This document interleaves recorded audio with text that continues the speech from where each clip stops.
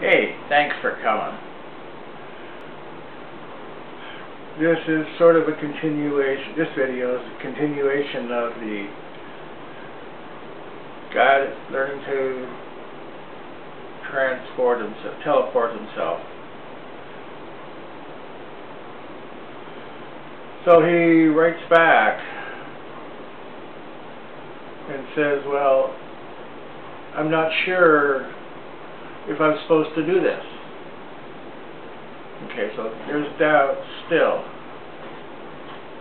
And this is another obstruction. The thing you have to be careful of when you're doing a sadhana is the thoughts that are in your mind may not be the thoughts that you think are you. In other words, they're due to something else.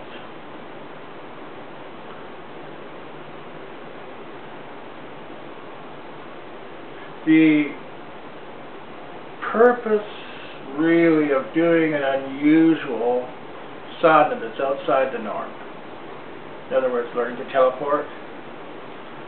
Previously he wanted to learn to walk on water and had a problem with that. Now he's busy sticking to the schedule. He's feeling the energy build up, because that's what happens, is that the Kundalini gets pulled away from reality. Remember we were talking about that you interrupt in some way the mechanism of traveling from here to there. This by going to the many worlds. So you go to, that's much easier than breaking the law of conservation of energy, because if you go from here to over there, what happened to the energy in between that's required to move you from here to there? So consistent with that is the law of many worlds, which allows you to go into one world and come back in another place in this world. That's how it's done.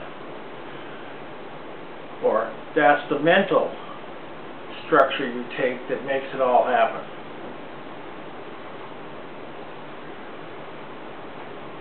So and it's not in common evidence, like the cell phone, which is telephony, talking over a distance.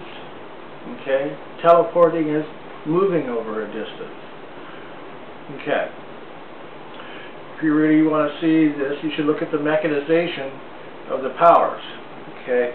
There is no mechanization of teleporting just yet. Although some people are claiming a quantum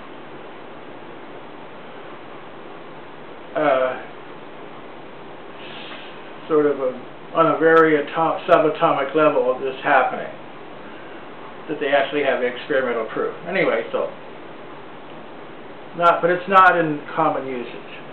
Okay, because we've agreed, all of us, that this is the common reality,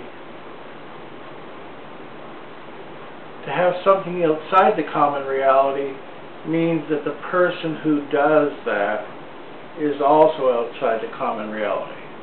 But there's also another thing that's interfering with all this. And the title of this video is Playing Draw Poker with Both God and the Devil. It turns out this is a common problem, wanting to have the powers that are not common. And someone wrote in and says, well, it'll be great when everybody has this ability. Well, not so great, in the sense from God's perspective, or the creator of this universe.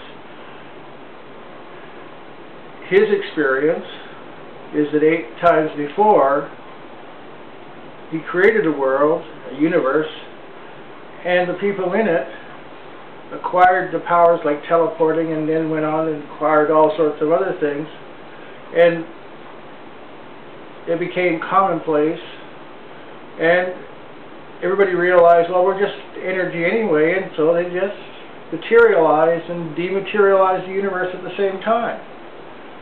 God was pissed. Okay. So, over the course of these repetitions of the dissolving of the universe, he came up with a method to make it last. And that method is to create the devil.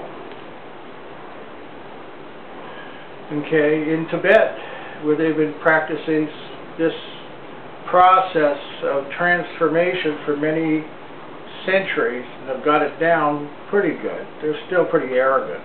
That's why the Chinese invaded them. That was God's retribution for their arrogance. That's another whole story. So they have what's called the dakinis.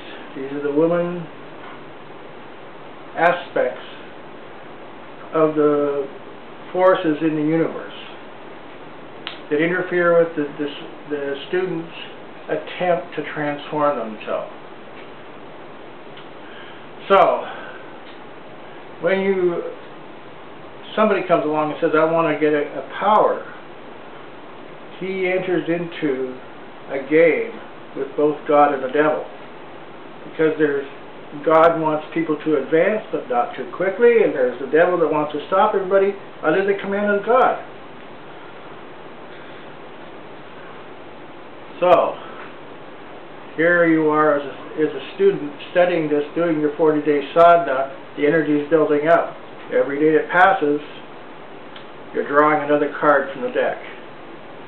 And God and the devil both are trying to vie to see who can offer you the most without giving you too much.